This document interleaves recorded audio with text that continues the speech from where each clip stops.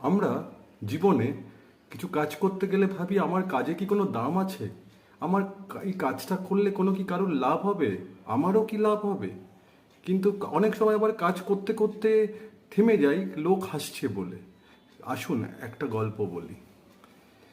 দুই বন্ধুর গল্প।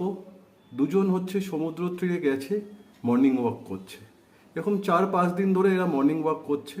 একদিন এক বন্ধু আগে মর্নিং ওয়াক করতে চলে এলো।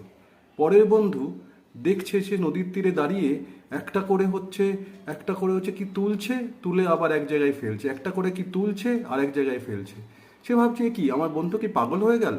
সে আরো কাছে এলো, এসে দেখলো ওই বন্ধুটি হচ্ছে এই সমুদ্রের ঢেউতে যখন অনেক মাছ ভেসে এসেছে, প্রায় 200-250 মাছ, সে একটা করে মাছ নিচ্ছে, নিয়ে জলের মধ্যে ফেলছে, একটা করে মাছ নিচ্ছে, জলের মধ্যে ফেলছে।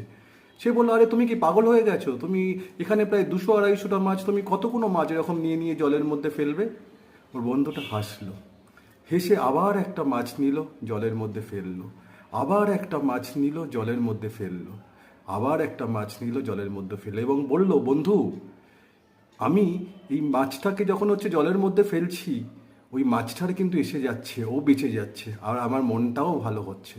সেই জন্য মনে রাখুন, জীবনে লোক হাসুক আর যাই করুক, উন্নয়নের কাজ করতে গেলে সবসময় এগিয়ে যেতে হবে"।